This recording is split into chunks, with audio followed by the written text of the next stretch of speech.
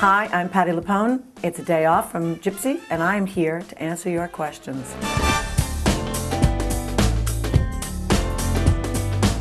Scott, the first time I got up in front of a crowd, I think I was probably 3 or 4 years old, and my mother used to make me do Marilyn Monroe imitations. I didn't sing, I just quivered my lips and dropped my bathrobe down over my shoulder.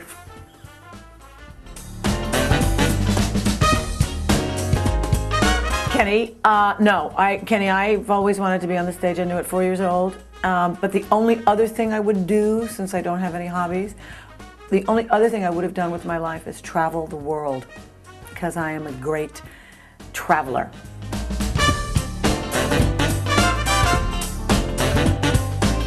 Yes, Shelby, I get nervous every time Stephen is in the audience watching me perform.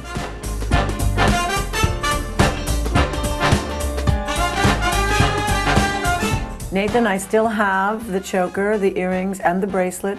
They've been repaired. They were on display at the New York Theater, the New York Library for the Performing Arts, and they're doing very well. They're back in my theater collection in Connecticut, and I have them, and they will be donated to the proper place when the time is right.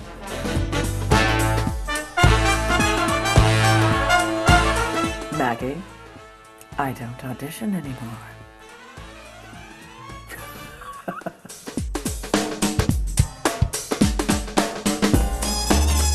I draw inspiration from everything. But another actor's performance, the inspiration I would get would not be from the characterization, their interpretation necessarily, or it would be in their joy, in their light, in their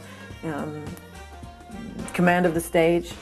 So I get inspired by a lot of actors, and I get inspired by a lot of stuff.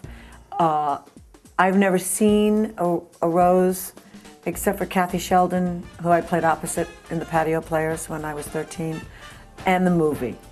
And then, of course, my only responsibility is to the text. Glenn, my favorite musical growing up was West Side Story. It still is.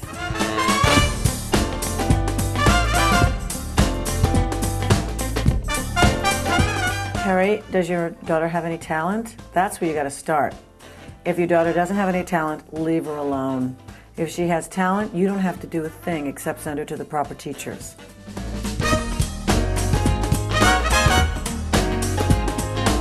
Haley, what makes you think I'm confident? It's all a guise, a ruse, a sham.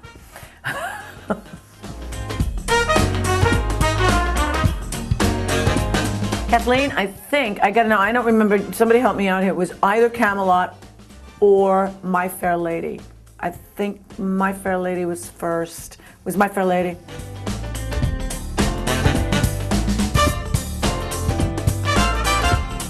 Hi, Kay. I love my husband very much.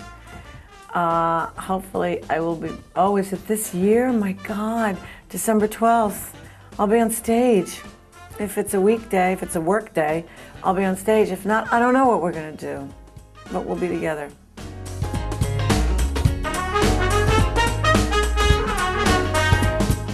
Scott, that was my costume from Les Mouches, because my Tony dress was a disaster, and unfortunately it's been sold on eBay. Somebody has it.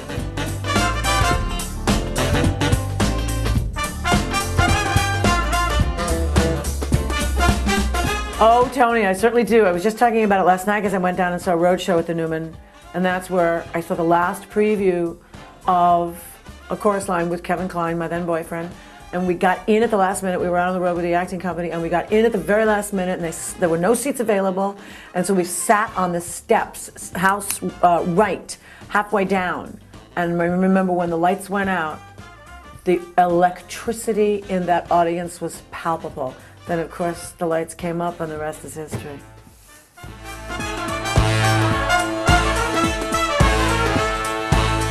Matt, I'm just not a big fan of me, so I don't have a favorite track.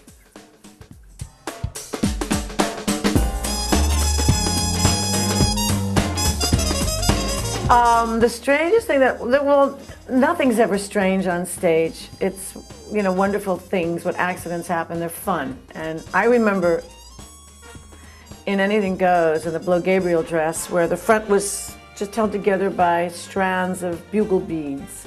The two panels of this beautiful diaphanous red gown. The front, it was cut quite low down to the belly button. It was held together by strands of bugle beads. And at the end of Anything Goes, there's a wedding, so the rose petals fall out of a net up in the flies. Well, I had revealed the dress, and I was talking to the audience when something caught my eye, and I looked up, and there was a rose petal wafting down. It caught the light, and it went straight down my dress. And the entire audience and I and the company watched this thing just go straight in, and we all started laughing. That could never happen, and it did.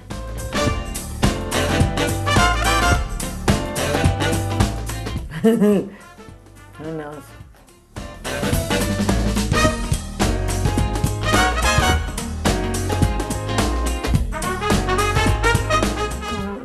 I don't know, because I don't know if I'm even doing it right. I do the best I can. One time when I was yelling at my kid, and he was quite young, we were going to hockey practice, and I was yelling at him about something. And I realized I heard myself, and I said, "Oh, Josh, I'm so sorry. I've just never been a mom before."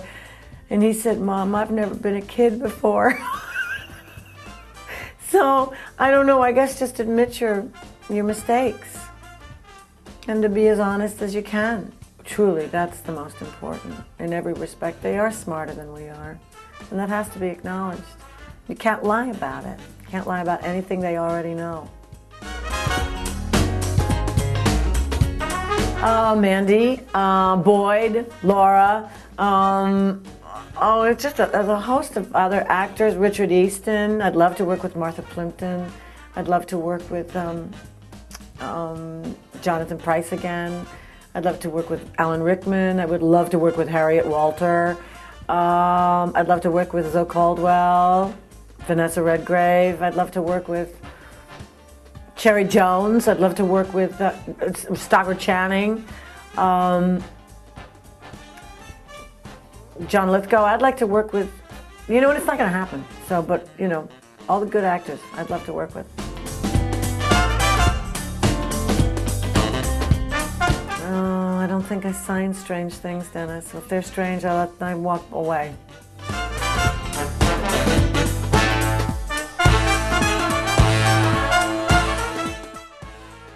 And just keep your faith and your courage.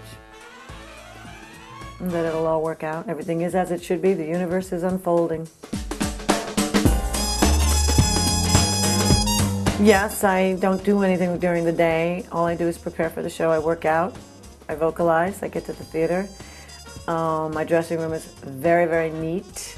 I get there, I check out the mail, I do a little more vocalizing and stretching. And I sit down in front of the makeup table and I start to apply the makeup and prepare for the show, mentally prepare for the show. Don't do any, you know, strange things.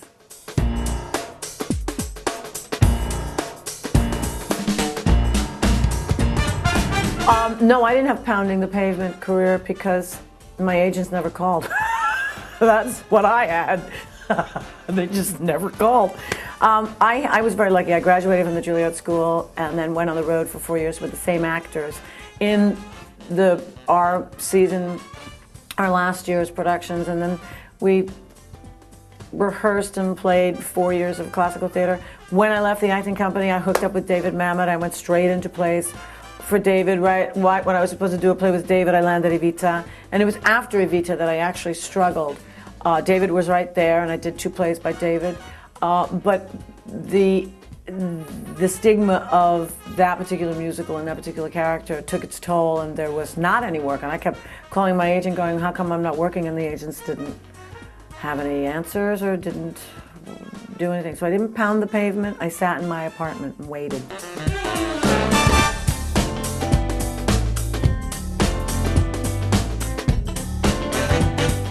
Well, I don't know what you do know about him. I know that he is an incredibly kind-hearted, generous, and passionate man, and I adore him.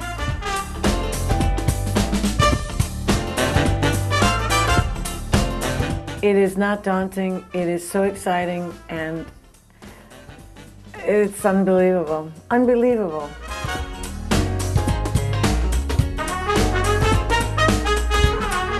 Well, I did Shakespeare at Juilliard. People think I should do Antony and Cleopatra now. And I thought, am I age appropriate? They say you are age appropriate. So possibly Antony and Cleopatra.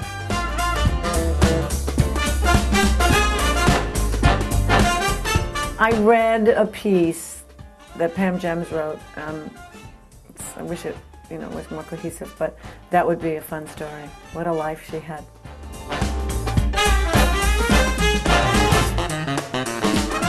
I've been lucky to work with some really, really great leading men.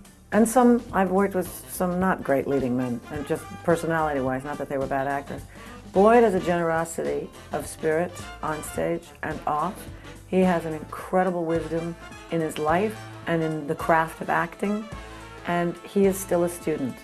He still learns. That's the best part.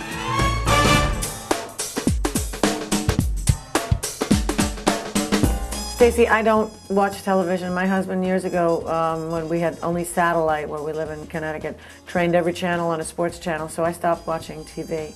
And, all right, I'll watch the gossip channels. I watch Show Business Tonight, Extra, Access Hollywood, all of the bad, gooey showbiz gossip stuff, because I'm a fan. Thank you for all of your questions, and I'll be in Gypsy until March 1st. Come and see us.